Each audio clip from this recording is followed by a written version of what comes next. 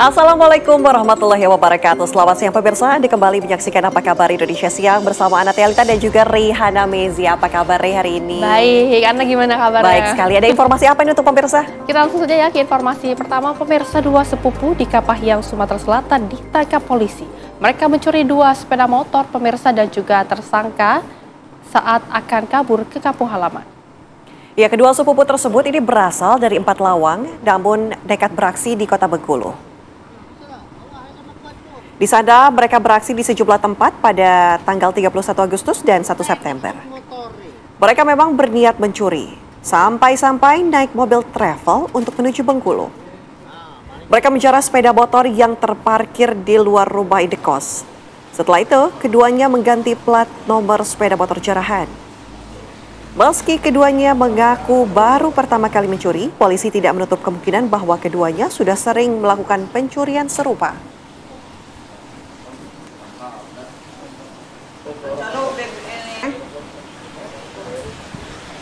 Dua mana kawan?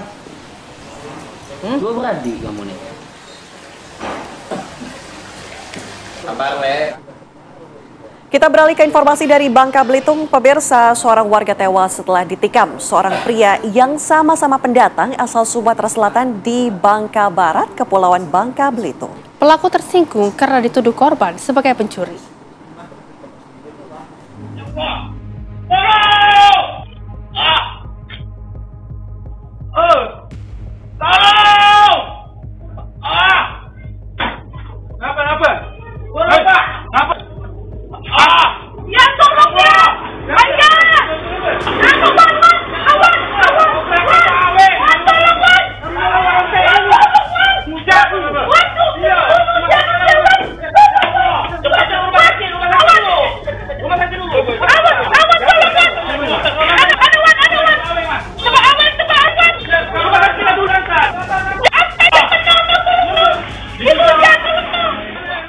Warga Kecamatan Muntok, Bangka Barat dikejutkan dengan teriakan seorang pria yang terluka tusuk di punggung dan pinggangnya. Warga pun panik dan mencoba mengejar pelaku penusukan, namun akhirnya mereka memutuskan menolong korban terlebih dahulu dan dibawa ke RSUD Muntok. Beberapa saat dirawat, korban tewas akibat luka tusuk yang terlalu parah. Menurut polisi, korban ditusuk badik. Pelakunya adalah sesama warga pendatang asal Sumatera Selatan. Sebelum terjadi penusukan, korban dan pelaku cekcok karena korban kerap kehilangan uang di rumah kontrakan dan menuding pelaku sebagai pencurinya. Sementara itu, pelakunya ditangkap beberapa jam setelah kejadian. Tuduhan dari pihak korban itu memang belum terbukti, hanya berdasarkan kecurigaan kuat yang paling sering keluar masuk ke kamar. Korban lupa untuk mengunci pintu kamarnya. Jadi pada saat pelaku masuk ke kamarnya, barang-barangnya sudah agak berantakan, termasuk uang yang disimpan di kamarnya tadi sudah hilang. Sehingga muncul kecurigaan kuat dari pelaku itu bahwa yang mengambil uang itu adalah pihak korban. Nah, itulah yang menjadi benih-benih pertikaian di antara kedua pihak tadi sampai akhirnya terjadi peristiwa penganiayaan yang berat. Polisi masih mendalami pengakuan dari pelaku untuk memutuskan pasal hukum pidana yang akan dijeratkan pada pelaku. Dari Bangka Barat, Bangka Belitung, Friendly Primadana TV One mengabarkan.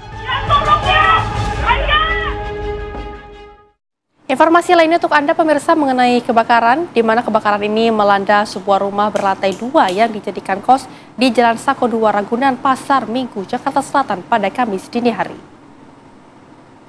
Api dengan cepat melahap bagian atap di lantai 2 rumah milik Saryadi di Jalan Sako 2 RT 3 RW 4 Ragunan, Jakarta Selatan. Warga dan petugas dinas Gul Karmat Jakarta Selatan berjibaku memadamkan api agar tidak merambat ke rumah warga lainnya. Menurut Ketua RT setempat, api pertama kali terlihat berada di bagian plafon rumah di lantai 2 yang sehari-hari dijadikan rumah kos oleh pemilik rumah.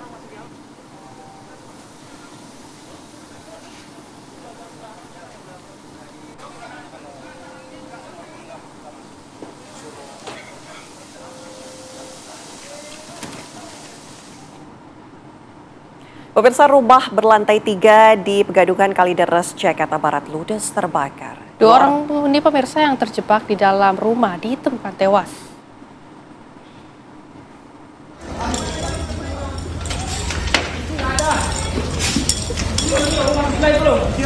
Petugas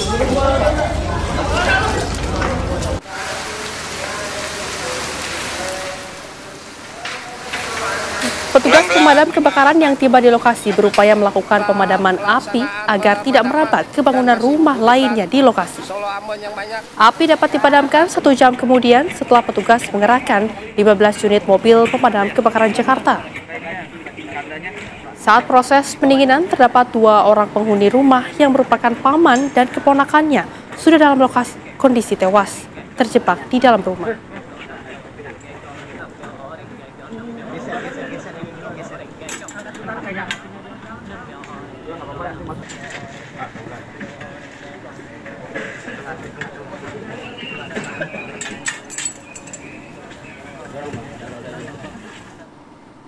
Informasi lainnya untuk Anda pemirsa dari Makassar mengenai kecelakaan di mana 2 wanita pengendara motor berboncengan tewas di tempat setelah terlindas truk pengangkut tanah timbunan di Jalan Poros, Kecamatan Tanralili, Kabupaten Maros, Sulawesi Selatan.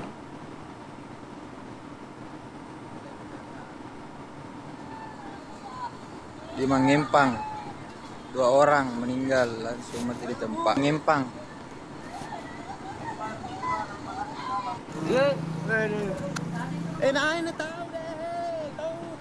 Korban Syarifah, 19 tahun yang berboncengan motor bersama keponakannya Nirma, 16 tahun, tewas di lokasi kejadian setelah terlindas truk bermuatan tanah. Kecelakaan bermula saat kedua pengendara motor berboncengan diduga kurang konsentrasi saat melintasi tikungan di Jalan Poros, Kecamatan Tanralili. Diduga keduanya kaget dan terjatuh di saat bersamaan datang truk dari arah berlawanan. Truk yang tengah melaju kencang kemudian melindas kedua korban. Supir beserta truk dan motor korban telah diamankan di Mapolres Maros guna proses penyelidikan lebih lanjut.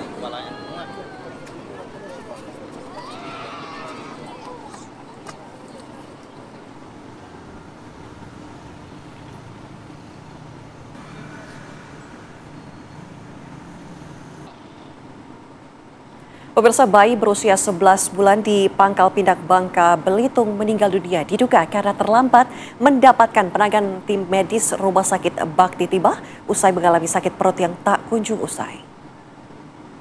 Aku udah muntah, ada apa dokter? Anakku bira-bira kataku dokter. 100 kali aku panggil perawat dan siapa yang letak? Seorang ibu menangis histeris di Rumah Sakit Bakti Timah Pangkal Pinang setelah mengetahui anaknya meninggal dunia.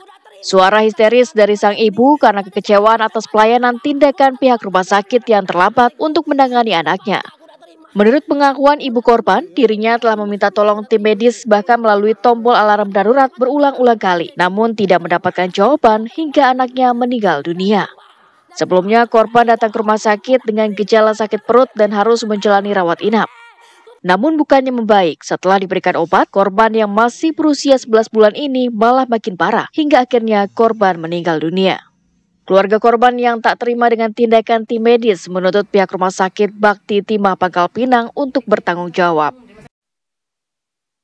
Anakku tuh panas tinggi deh, kejang kan, lah menggigil kan dia kan. Jadi ku pencet tombol tombol panggilan darurat tuh kan, ku pencet terus, pokok ku pencet sampai anak itu lah tak bernyawa lagi ya. Sampai anak pula meninggal, baru ku ngerek histeris, baru datang itu perawat itu kan. Datang perawat tuh ngamuk lah aku kan, kata dia apa itu namanya? Maaf bu, kata dia, mungkin tombol error. Kata macam mana rumah sakit sebesar tuh pacak tombol error kan? Sementara itu pihak RSBT belum memberikan keterangan resmi terkait insiden ini. Dari Pangkal Pinang, Bangka Belitung, Friendly Primadana, TV One mengabarkan. Informasi lainnya untuk Anda pemirsa dari wilayah Bogor, Jawa Barat, di mana kecelakaan melibatkan 2 unit truk terjadi di gerbang tol Ciawi 2 pada Kamis pagi. Dugaan sementara kendaraan mengalami remblong. Kecelakaan berawal dari truk kontainer bermuatan batuan mineral yang mengalami gagal rem. Kemudian truk menghantam gardu tol yang juga berimbas pada kendaraan truk yang sedang melakukan transaksi tol. Akibatnya, 2 gardu tol tidak bisa digunakan. Akibat mengalami rusak parah hingga tak bisa digunakan. Tugas gabungan langsung mengevakuasi bangkai kendaraan yang terlibat. Antrian kendaraan juga terjadi akibat imbas dari kecelakaan tersebut.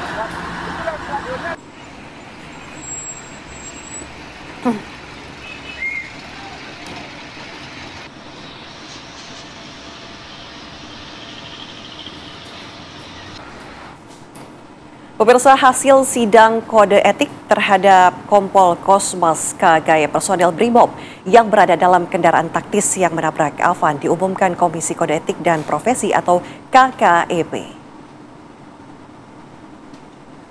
Kompol Kosmas yang menjabat sebagai Komandan Batalion Resimen 4 Korps Brimob dinyatakan melakukan pelanggaran etik kategori berat dalam pemeriksaan penyidik Div Propam. Selain Kompol Kosmas, Divisi Propam juga menjerat Bribka Rohmat yang merupakan pengemudi rantis dengan pelanggaran kategori berat. Sementara itu, 5 anggota Brimob yang duduk di kursi penumpang belakang dijerat dengan pelanggaran kategori sedang.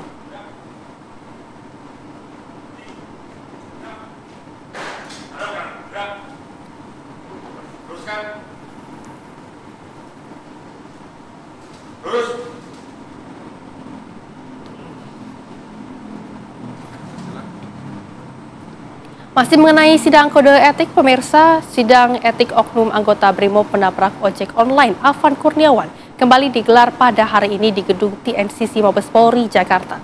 Sidang kali ini menghadirkan Bribka Rohmat, salah satu terdakwa dalam sidang kategori berat. Bribka Rohmat yang merupakan supir rantis Brimob yang diduga menabrak pengemudi ojek online Afan Kurniawan. Berdasarkan gelar perkara, sidang terkait hal ini mencatat 2 hal penting. Pertama, yakni soal pelanggaran etik. Kedua, soal pelanggaran pidana. Proses sidang etik hari ini turut dipantau langsung oleh Kompolnas yang mana sesuai dengan tuntutan transparansi. Polri memperbolehkan akses pengawasan dari institusi eksternal.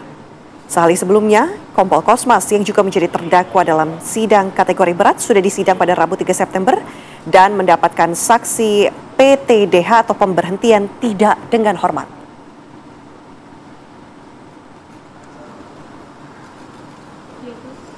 Harapan kami memang bisa didalami lagi terkait kenapa itu mobil meninggalkan rombongannya, terus sampai pada titik peristiwanya kenapa tetap melaju dan kenapa terus sampai ke markas. Lah itu semoga ini bisa terurai karena kemarin sudah terurai sebenarnya. Tapi kan komandan sama sopir ini gimana terkait juga soal komunikasi dan sebagainya. Sehingga ini tidak hanya bisa menghadirkan keadilan bagi keluarga korban, tapi juga bisa menghadirkan informasi seterang-terangnya. Peristiwa ini kita dudukkan kayak apa. Semoga juga membandingkan dengan video-video yang beredar. Karena itu kan penting untuk posisi sopir, ya kan? Apakah dia bisa melihat almarhum ataukah tidak? Nah, semoga ini nanti akan didalami. Terus bagaimana situasi di dalam, khususnya psikologi dia ketika menghadapi peristiwa tersebut, ya. Keramaian, terus ada almarhum yang ada di depan yang melihat ataukah tidak, terus ketika melindas gitu, itu situasinya kayak apa lah, itu semoga nanti bisa didalami. Pemirsa, untuk memperbarui informasi terbaru dari sidang etik anggota Brimob penabrak ojek online Afan Kurniawan, kami ajak Anda langsung bergabung dengan rekan kami di lokasi. Ya, selamat siang Syahda, silakan laporan Anda.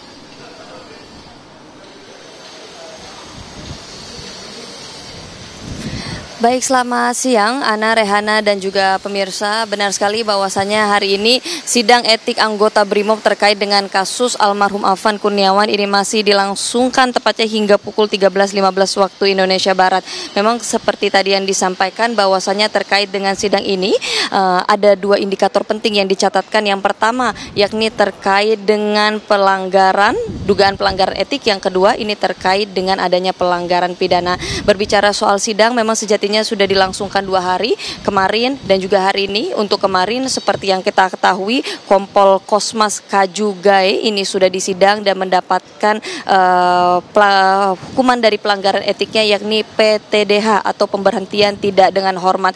Nah, hari ini Ana, Rehana, dan juga pemirsa dilakukan kembali sidang etik tersebut dengan terdakwa yakni Bribka Rohmat, masih dengan agenda yang sama yakni sidang dalam kategori berat. Tentunya kami juga masih menanti-nanti apakah hukuman ini sama seperti Kompol Kosmas yang dijatuhkan pada hari kemarin. Dan berbicara soal poin-poin yang dibahas di dalam persidangan, bahwasanya pada hari ini akan membahas lebih dalam lagi soal rangkaian faktual yang terjadi pada saat kejadian.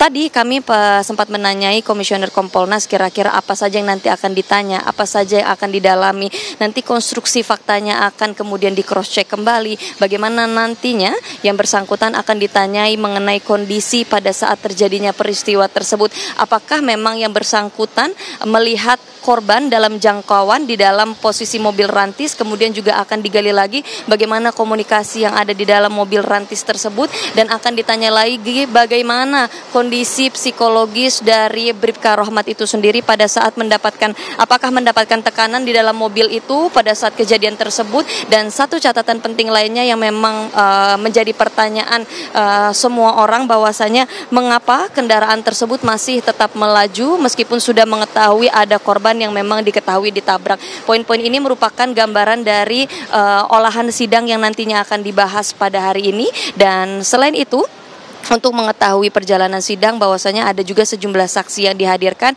Ini agak berbeda ya Ana, Rehana dan juga pemirsa, bahwasanya kalau kemarin pada sidang Kompol Kosmas 6 anggota Brimob lainnya dihadirkan, namun diketahui pada hari ini sidang Bribka Rohmat ada 5 anggota pelanggar kode etik sedang yang dihadirkan. Sementara itu kami juga tidak mendapatkan informasi bahwasanya Kompol Kosmas ini juga turut dihadirkan sebagai saksi untuk mendampingi, untuk kemudian menjelaskan bagaimana struktur peristiwa yang terjadi, mengingat bahwasanya sebelumnya yang bersangkutan sudah di sidang kemarin sudah mendapatkan PTDH itu sendiri dari pihak jajaran kepolisian. Dan memang selain itu Rehana, Ana dan juga pemirsa, bahwasanya dalam sidang kali ini juga masih sama dipantau langsung oleh pihak Kompolnas, karena ini juga merupakan bagian dari transparansi yang dilakukan oleh pihak kepolisian. Kalau sidang ini akan dikawal secara ketat tentunya. Hingga kini kami terus menanti apakah hukuman dari Bribka Rohmat sama seperti Kompol Kosmas yang dijatuhkan kemarin. Kami nantinya akan update kepada pemirsa. Kembali ke studio. Baik, terima kasih Syahda Yustiza atas laporan Anda. Selamat kembali beraktivitas. Pemirsa, helikopter milik PT Isindo Air, pemirsa nanti kita akan ikan informasinya usai jeda. Tetap bersama kami di Apa Kabar Indonesia Siang.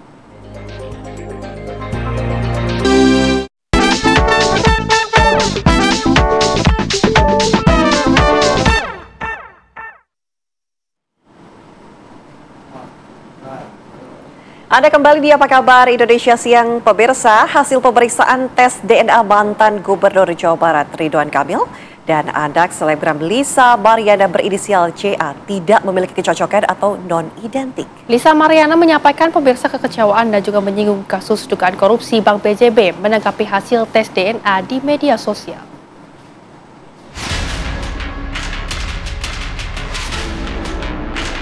Barreskrim Polri mengumumkan hasil tes genetik atau DNA mantan Gubernur Jawa Barat Ridwan Kamil, Lisa Mariana dan anak Lisa berinisial CA pada Rabu pekan lalu. Barreskrim Polri menyatakan hasil tes DNA antara RK dan anak Lisa berinisial CA tidak memiliki kecocokan atau non-identik. Bahwa pada tanggal 20 Agustus 2025, yaitu hari ini, Biro Labdokes Pusdokes Polri telah menyerahkan hasil pemeriksaan DNA kepada penyidik dengan hasil bahwa saudara RK dan anak saudari LM berinisial CA tidak memiliki kecocokan DNA atau non-identik. Bahwa berdasarkan hasil tes DNA tersebut, penyidik akan melakukan langkah-langkah selanjutnya untuk memberikan kepastian hukum terkait dengan perkara ini. Lisa Mariana menyampaikan kekecewaan di media sosial soal hasil tes DNA Ridwan Kamil dengan anaknya dan menyinggung kasus dugaan korupsi Bank BJB. Sebelumnya, permohonan tes DNA dilayangkan pihak RK untuk menguji kebenaran asal-usul dan membuktikan secara ilmiah hubungan antara RK, Lisa, dan CA. Tim kuasa hukum Ridwan Kamil menegaskan akan melanjutkan proses gugatan balik terhadap Lisa Mariana atas dugaan pencemaran nama baik di Pengadilan Negeri Bandung. Putusan telah dijadwalkan digelar pada 8 September mendatang untuk menentukan kewenangan pengadilan dalam mengadili gugatan tersebut. Tim TV One mengabarkan. Kita hadirkan informasi lainnya untuk Anda pemirsa. Helikopter milik PT Indo Air yang jatuh telah ditemukan oleh tim SAR. Tim SAR Darat Alfa yang dipimpin oleh Adi Maulana sebagai koordinator SAR Pos Kota Baru berhasil menemukan reruntuhan badan helikopter dengan nomor PKRGH milik PT Indo Air pada jarak sekitar 700 meter dari titik koordinat yang sebelumnya diberikan oleh KNKT. Pada pukul 15.53 WITA, tim menemukan satu korban yang berjarak 100 meter dari badan helikopter. Dari pengamatan awal, terdapat korban lain di dalam badan helikopter. Namun, jumlahnya belum dapat dipastikan karena kondisi pesawat masih dalam keadaan terbakar dan memerlukan proses pembongkaran.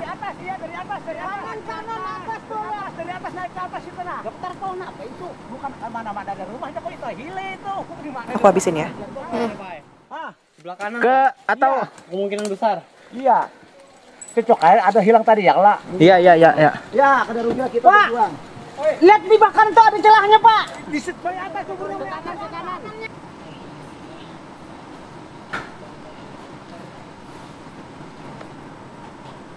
Informasi lain untuk Anda pemirsa, video pengusiran seorang ibu tiri oleh warga di Indramayu, Jawa Barat viral di media sosial karena diduga kerap melakukan penganiayaan terhadap anak sambungnya.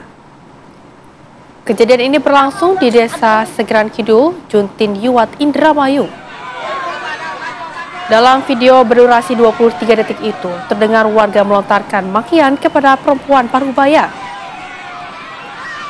Emosi warga baru mereda setelah polisi dari Polsek Juntin Yuwat datang dan membawa ibu tiri itu untuk diamankan.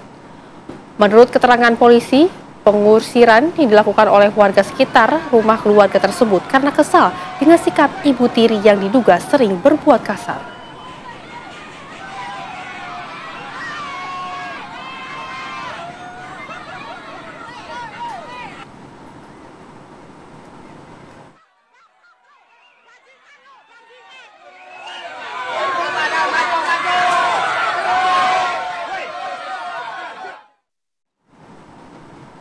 Pemirsa, seorang remaja diamankan setelah terlibat aksi pencerahan kursi roda di sebuah klinik. Video sebelum dan sesudah aksi pencerahannya pun viral di media sosial.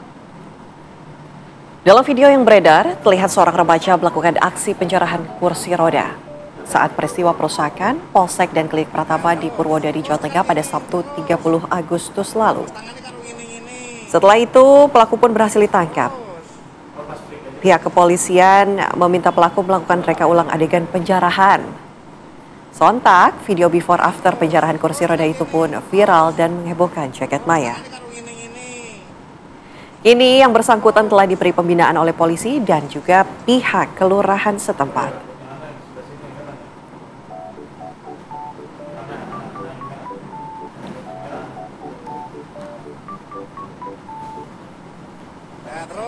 Terus tekan gini, terus tangannya karo gini, terus.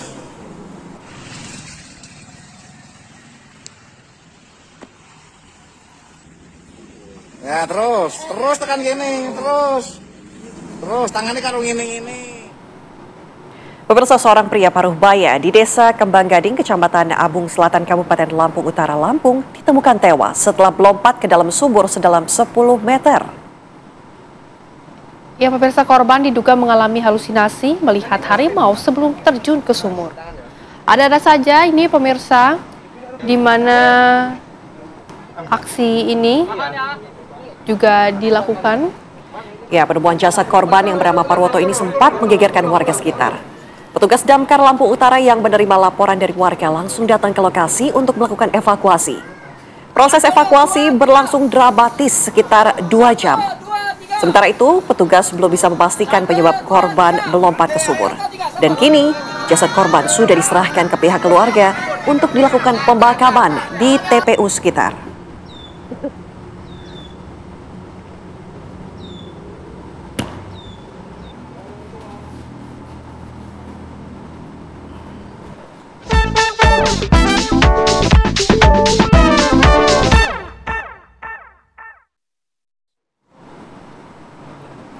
Pemirsa, kelima korban dugaan pembunuhan terhadap satu keluarga di Indramayu, Jawa Barat dimakamkan secara berdampingan. Kami hadirkan informasi lengkapnya untuk Anda di Apa Kabar Indonesia Siang sesaat lagi.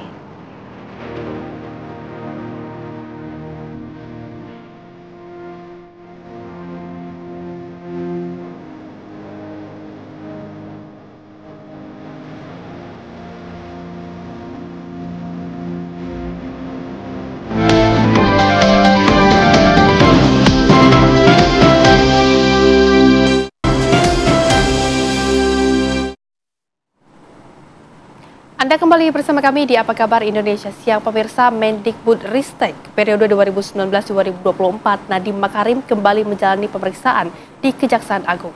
Nadiem tiba di kantor Kejaksaan Agung menjelang pukul 9 pagi tadi. Nadiem hadir didampingi tim kuasa hukumnya termasuk pengacara Hotman Paris Hutapea. Kejaksaan Agung memeriksa Nadiem untuk korupsi pengadaan laptop Chromebook. Pengadaan laptop merupakan bagian dari program digitalisasi pendidikan yang dijalankan Kementerian Pendidikan Kebudayaan Riset dan Teknologi saat dipimpin oleh Nadiem.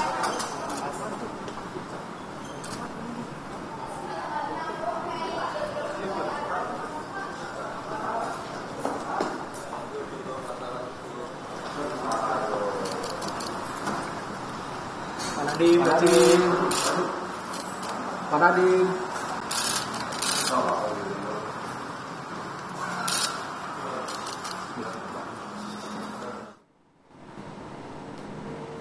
Kita beralih ke informasi lainnya untuk Anda. Pemirsa, kelima korban dugaan pembunuhan terhadap satu keluarga di Indramayu, Jawa Barat dimakamkan secara berdampingan.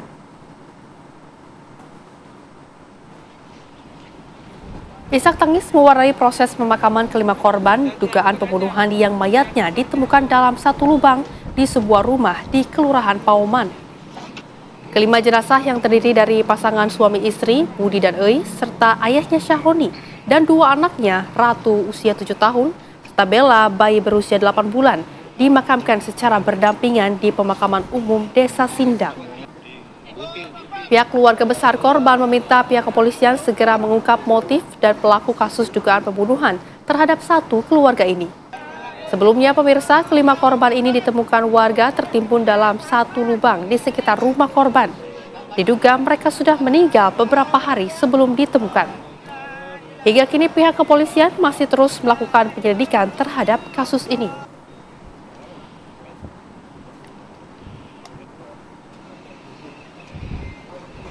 Karena memang ini sudah profesional, jadi kami serahkan sepenuhnya ke pihak kepolisian. Sebenarnya itu harapan kami, kalau bisa dipercepat, kenapa tidak gitu.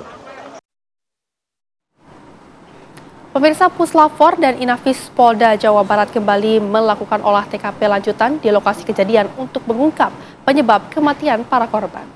Puslapfor dan Inafis Polda Jawa Barat mendatangi rumah korban di Kelurahan Pauman, Indramayu, Jawa Barat, di mana merupakan lokasi penemuan 5 anggota keluarga yang tewas terkubur dalam satu liang.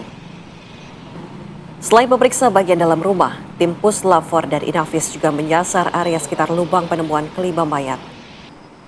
Dengan peralatan lengkap untuk dokumentasi hingga pengambilan sidik jari, tim juga memeriksa jejak di halaman rumah dan pintu masuk, serta memotret setiap sudut rumah untuk dianalisis lebih lanjut di laboratorium forensik.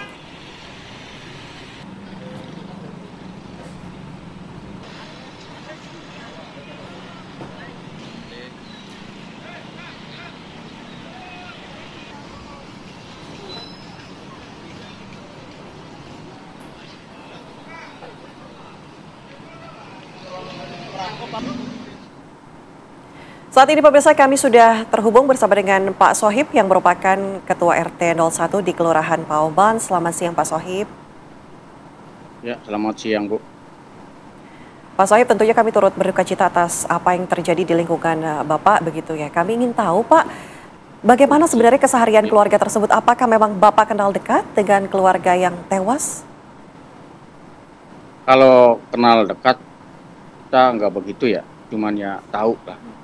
Memang keseharian Bapak Haji Syahroni itu hanya melaksanakan ibadah seperti sholat zuhur, keluar rumah ke masjid, asar, keluar rumah ke masjid, sampai maghrib, isya, termasuk subuh. Baik, Pak Sohib, tapi sebelum kejadian ini berlangsung, apakah ada gerak-gerik yang mencurigakan dari keluarga, Pak? Kalau gerak-gerik yang mencurigakan, setahu saya emang nggak ada ya.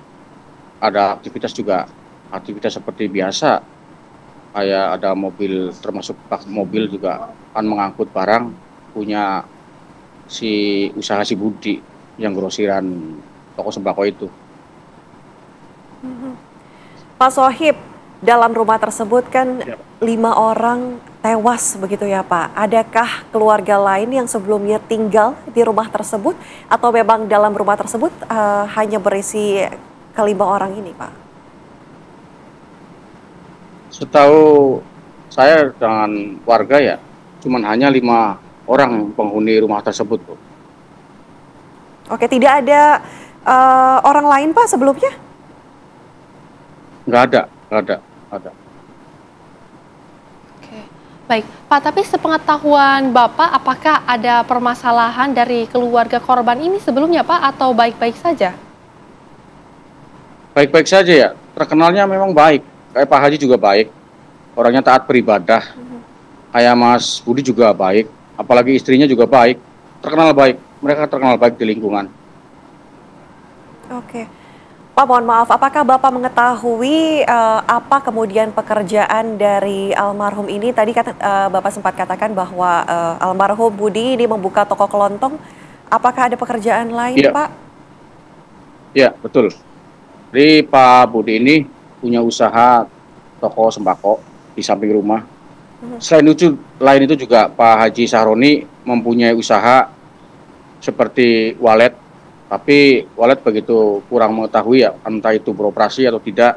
Yang jelas, Pak Haji Sahroni ini di belakang rumahnya persis ada usaha kontrakan rumah dengan jumlah 15 kamar. Dari 15 kamar tersebut sudah penuh terisi 15 orang. Itu penghuninya dari 15 kamar orang Solo, Jawa Tengah, yang kesehariannya hanya pedagang cilok, istrinya juga jualan jamu. Itu penghuni yang dikontrakan, persis belakang rumah. Oke, baik Pak. Lantas bagaimana pendapat dari masyarakat sekitar mengenai kejadian ini Pak? Ya mereka sangat, yang pertama banyak yang bilang ya turut berbelasungkawa untuk keluarga Pak Haji Sahroni, dan juga ada kekhawatiran nanti ke depan gimana nih kalau nggak sampai terungkap. Pak, tolong katanya dorong tuh polisi biar tetap ditangkap, segera ditangkap Pak. Mereka sangat khawatir. Tadi pagi juga saya tuh keliling ke komplek lingkungan sekitar, saya ngobrol dengan masyarakat sekitar, mereka khawatir, mau keluar rumah khawatir, mau ke sana ke sini khawatir. Itu yang mereka keluh kesah seperti itu, Bu. Oke, Pak Sohib, kami ingin tahu, ada informasi yang beredar bahwa Pak Sahroni ini memiliki anak angkat, itu betul atau tidak ya Pak ya? Kalau anak angkat saya nggak begitu tahu ya Bu, nggak begitu tahu persis. Oke, tidak tahu persis. Kalau begitu untuk tadi kan Anda katakan bahwa ada 15 kontrakan di belakangnya. Adakah setelah kejadian ini orang yang kemudian tidak mengontrak lagi atau tidak bisa dihubungi hingga saat ini, Pak? Ya, tadi pagi persis jam 9 ya, jam 9 lebih setengah 10, Bu. Persis tadi pagi. Saya cek kontrakan tersebut, jumlahnya 15 dan juga ada penghuninya 15.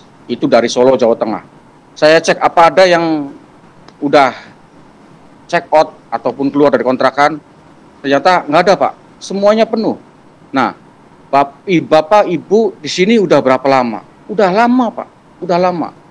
Mereka bilang udah lama. Apakah ada pendatang baru? Nggak ada. Apakah ada yang keluar dari kontrakan? Nggak ada. Mereka bilang tetap. Oke, baik Pak. Tapi Pak Sohib, sejauh ini apakah Anda sudah mendapatkan keterangan dari pihak kepolisian mengenai apa sebetulnya motif ini, Pak? Kalau untuk motif, mohon maaf ya, saya belum tahu saya. belum pernah ngobrol sama polisi ataupun pihak kepolisian, saya belum tahu. Oke, baik. Terima kasih Pak Sohib sudah bergabung bersama kami berbagi informasi di Apa Kabar Indonesia Siang. Kami juga sama-sama berharap bahwa pelakunya ini tertangkap jika memang ini betul pembunuhan, karena memang dugaannya adalah pembunuhan. Terima kasih Pak Sohib. Selamat kembali bertugas Pak. Selamat siang. Terima kasih.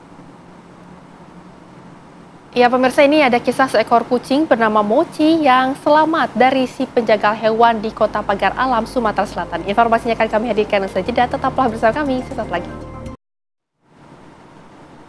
Anda kembali bersama kami di Apa Kabar Indonesia Siang. Pemirsa, Wakil Ketua DPR Sufmi Dasko Ahmad melantik Rusdi Mase Mapasyesu sebagai Wakil Ketua Komisi 3 DPR, di mana ini menggantikan Ahmad Syahroni yang dipindah ke Komisi 1 DPR dan kini berstatus nonaktif.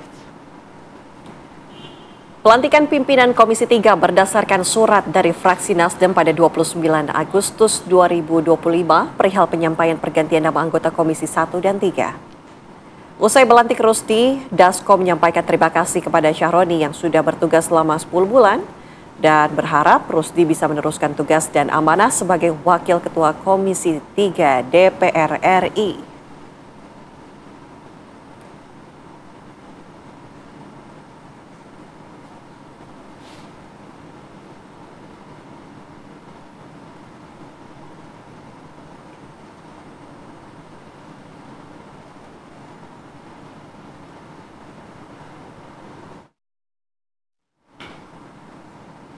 Pemirsa, guna menghidupkan kembali gerai kuliner di Plaza Blok M, Jakarta Selatan yang kini sepi dan juga banyak yang tutup lantaran harga sewa kios meningkat drastis. Gubernur DKI Jakarta Pramono Anung akan menggratiskan sewa kos selama 2 bulan.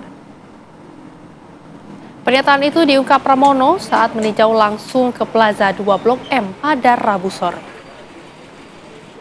Dalam tinjauannya, Pramono Anung menyempatkan diri berbincang dengan sejumlah pedagang yang masih bertahan di lokasi dan melihat kios-kios yang tutup.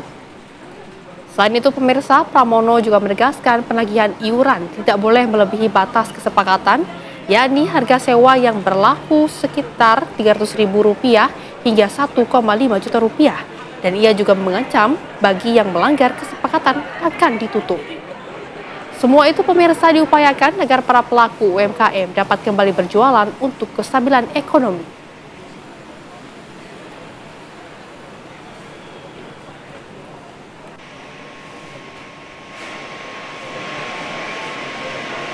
Kan itu batas bawahnya 300.000, batas atasnya 1,5 juta. Katanya ada yang lebih dari itu. Ada sampai 15 juta itu benar? Saya nggak tahu ya, tapi katanya, ini kan katanya. Pokoknya tidak diperbolehkan melebihi dari apa yang menjadi kesepakatan. Informasi lainnya untuk Anda pemirsa di siang hari ini, yakni adalah mengenai jelang libur panjang Maulid Nabi Muhammad, ribuan penumpang memadati counter check-in Bandara Soekarno-Hatta Tangerang.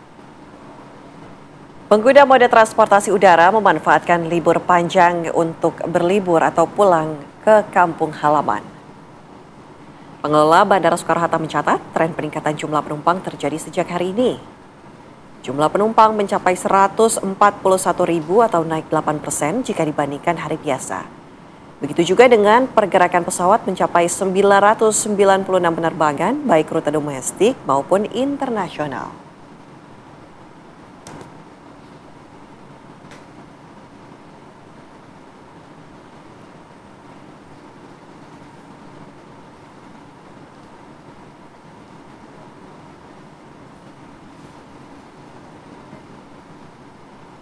Pemirsa, dulu ia berdiri di depan kelas mengajar di depan papan tulis. Dan kini ia berjuang berkeliling kampung menjemput sampah dengan gerobak.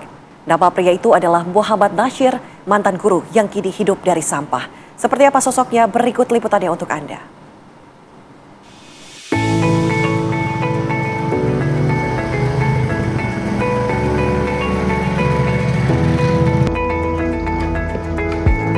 Setiap pagi jelang siang, ia mengetuk pintu-pintu rumah di Desa Kembiritan, Genteng, Banyuwangi. Bukan untuk mengajar, tapi untuk mengangkut sisa dapur dan plastik. Tak banyak yang tahu, sebelum ini, Nasyir adalah sarjana pendidikan bahasa Indonesia. seorang guru dengan gaji hanya 1,8 juta rupiah. Honor mulia seorang guru tak cukup untuk menghidupi keluarganya.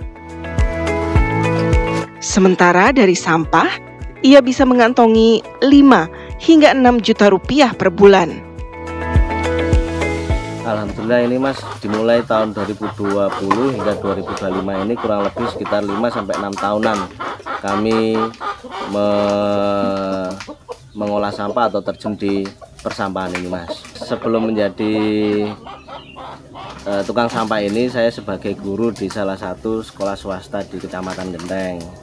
Motivasi yang pertama Mas, karena faktor penghasilan atau pendapatan ekonomi. Yang kedua, banyak waktu yang bisa saya lakukan, bisa bersosial, kemudian berkeluarga jauh lebih banyak. Tetapi ketika saya berkecimpung ini kan masih saat itu sebagai guru dan sebagai tukang sampah. Jadi waktu saya itu sudah full untuk bekerja. Pagi setelah sholat subuh berjalan, kemudian jam 6:30 bagaimanapun harus sudah nyampe sekolahan. Kemudian jam istirahat saya gunakan kembali ke sini untuk memilah sampah. Setelah itu lanjut sekolah lagi ngajar sampai jam 1:30 lanjut lagi kerja. Begitu terus Mas. Akhirnya saya memilih untuk menjadi tukang sampah ini karena ya lebih fokus saja dan harapannya bisa membantu menyelesaikan persoalan sampah di sini. Dapatnya kan satu dari iuran masyarakat yang ikut layanan, yang kedua dari anorganik atau rosokannya, yang ketiga sampah organik itu Mas bisa kami buat sebagai pupuk organik cair, kemudian sebagai maggot, pakan maggot.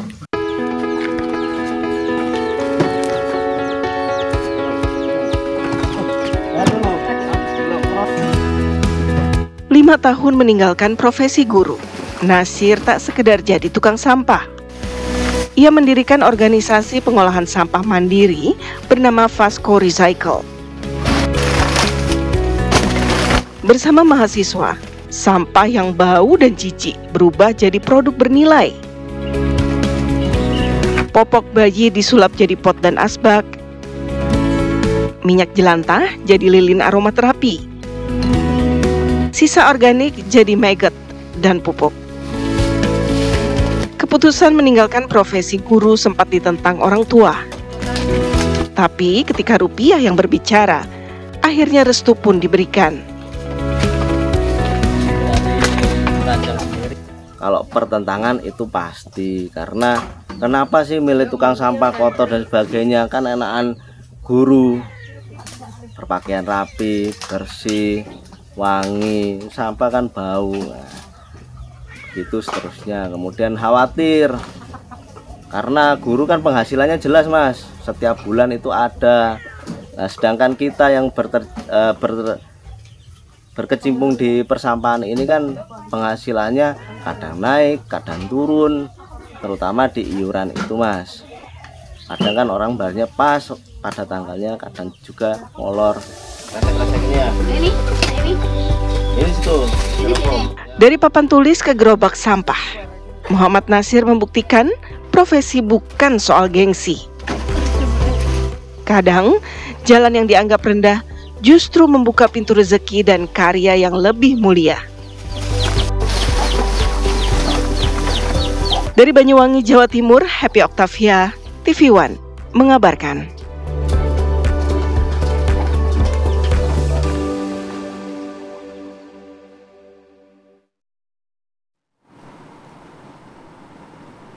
Pemirsa, sebanyak 11 gunung hasil bumi diperebutkan warga dalam tradisi Merti Dusun di Sleman, Yogyakarta. Informasinya akan kami hadirkan sesaat lagi. Usai jeda, tetap bersama kami di Apa Kabar Indonesia Siang.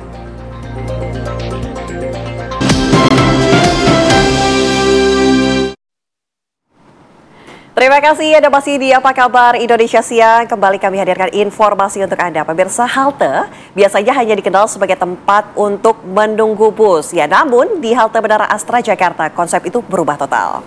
Nah, pemirsa, di sini penumpang tidak hanya menunggu, tapi juga bisa beraktivitas sehat dan juga merasakan fasilitas yang berbeda dari halte pada umumnya.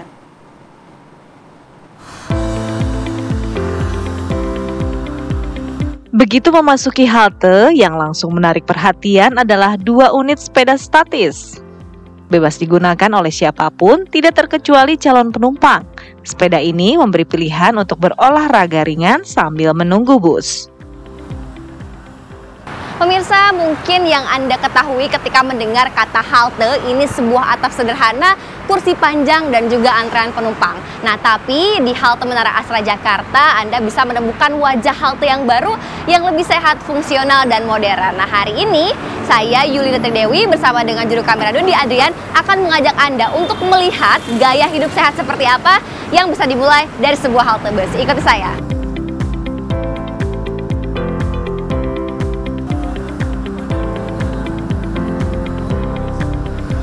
Dari melepas penat setelah kerja hingga sekedar mengisi waktu, fasilitas ini memiliki daya tarik tersendiri.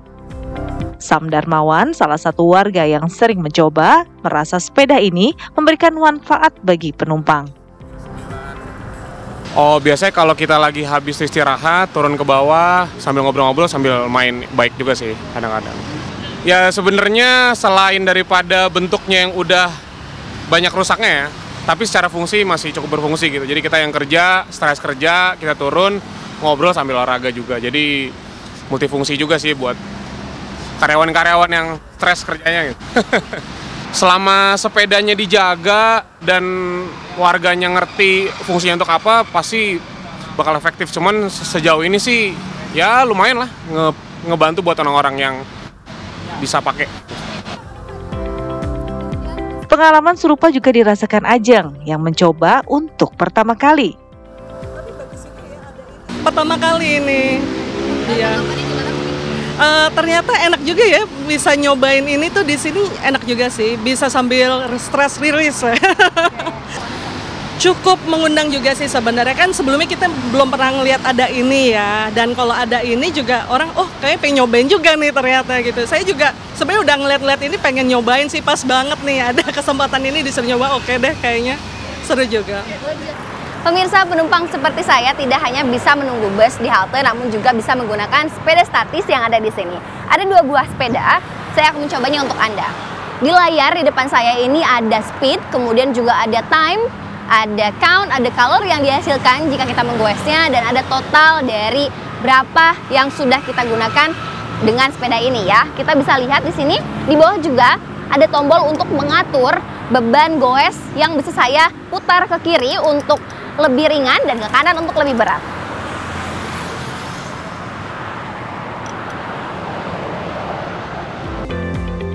Kini menunggu bus menjadi sesuatu yang tidak membosankan.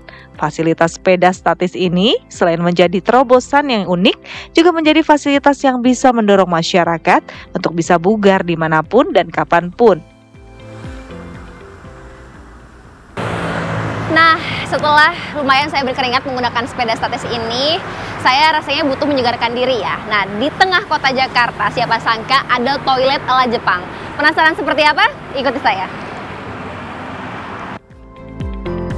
Berjarak kurang lebih 800 meter dari lokasi halte, Anda akan menemukan sebuah toilet.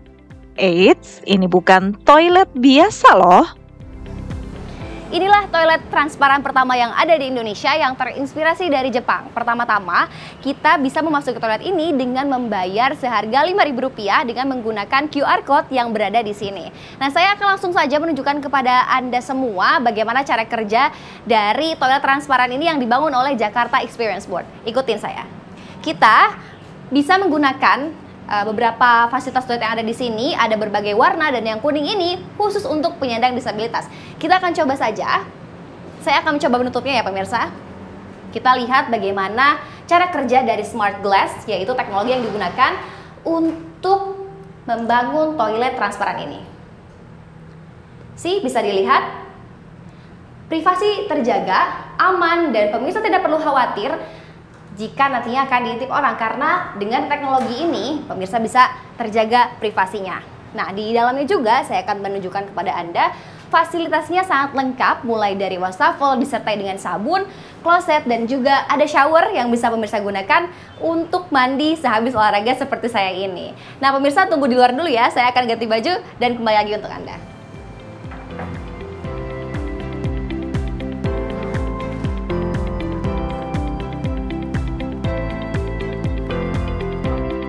sebuah toilet transparan yang untuk pertama kalinya hadir di Indonesia.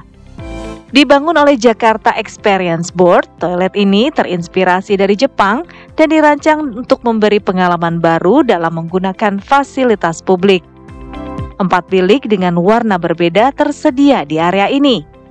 Warna biru untuk laki-laki, merah untuk perempuan, dan kuning khusus untuk penyandang disabilitas. Dengan teknologi smart glass, kaca yang semula transparan akan langsung berubah buram ketika pintu dikunci. Jadi Anda tidak usah risau dengan urusan privasi. Toiletnya bersih, ruangannya nyaman, kita benar-benar dimanjakan oleh semua fasilitasnya. Tertarik untuk mencoba? Pemirsa, inovasi seperti toilet transparan dan juga tadi sepeda statis yang berada di halte ini menunjukkan bahwa kota Jakarta terus bebenah menjadi kota yang modern, sehat, dan inovatif. Dari Jakarta, Yulinda Tridewi, Dodi Ardian, TV One mengabarkan. Pemirsa, kami hadirkan informasi lainnya untuk Anda. 25 unit rumah di asrama Polsek Serpong, Kota Tangerang Selatan, Banten terbakar. Menurut beberapa saksi mata, api pertama kali muncul dari salah satu rumah milik warga. Angin yang kencang membuat api dengan cepat merambat ke rumah warga lainnya. Petugas pemadam kebakaran Kota Tangerang Selatan serta warga setempat berjibaku memadamkan api. Setelah 1 jam, api berhasil dipadamkan. Penyebab kebakaran diduga berasal dari korsleting listrik. Kerugian dalam kebakaran ini ditaksir mencapai ratusan juta rupiah.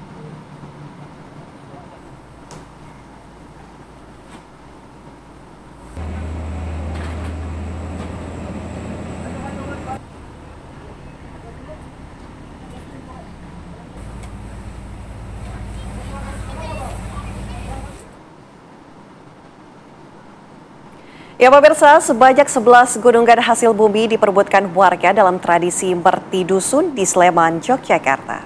Selain melestarikan tradisi, pemirsa, acara ini juga sebagai upaya mempererat persatuan warga dan menciptakan kondusivitas wilayah.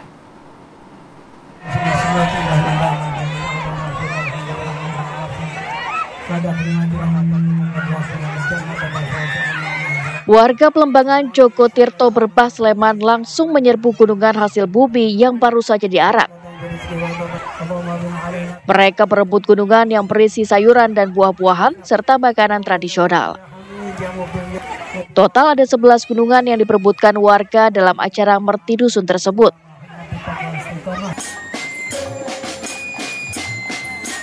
Sebelum diperebutkan, 11 gunungan itu diarak keliling kampung sejauh 5 km. Selama prosesi kirap juga ditampilkan bergada pasukan keraton, parade andong dan kuda hingga kesenian tradisional. Acara Merti Dusun digelar warga sebagai upaya melestarikan tradisi dan ungkapan rasa syukur. Dengan antusias masyarakat yang sangat luar biasa, dengan banyaknya kunjungan ini menjadikan kebersamaan untuk nantinya bisa mempererat tali persaudaraan, persatuan, yang dimana semangat kebersamaan, semangat persatuan, dan tetap harus menjaga kondusivitas yang ada di wilayah, kamtipmas yang ada di wilayah, itu sangat saya apresiasi yang sangat luar biasa. Acara ini diharapkan dapat mempererat persatuan warga sekaligus menciptakan kondusivitas di wilayah Joko Tirto. Rencananya acara Merti Dusun Pelembangan akan rutin digelar setiap tahun. Dari Sleman, Yogyakarta, Andri Prasetyo, TV One mengabarkan. Pemirsa, sidang kasus pencabulan yang terjadi di Rumah Sakit Hasan Sadikin, Bandung pada pertengahan Maret 2025 lalu dengan terdakwa Dr. Priguna Anugrah Pratama kembali digelar di Pengadilan Negeri Bandung. Inilah pemirsa tampang Dr. Priguna Anugrah Pratama, terdakwa kasus pencabulan saat turun dari mobil tahanan dan tiba di Pengadilan Negeri Bandung Kamis 4 September 2025 untuk mengikuti sidang lanjutan yang sebelumnya ditunda karena ada aksi unjuk rasa di Bandung. Saat diiringi petugas, tidak sepatah kata pun terucap. Sidang sendiri digelar secara tertutup di ruang 1 PN Bandung. Selain saksi, ada sejumlah bukti yang dihadirkan di hadapan majelis hakim. Salah satu kuasa hukum korban mengatakan sidang kali ini mendengarkan keterangan korban dan 3 saksi lainnya. Dalam sidang itu, Dokter Priguna menyuntikkan obat bius hingga korban tak sadarkan diri. Dalam persidangan itu, kuasa hukum menyebut korban masih trauma hingga histeris mengingat kejadian itu.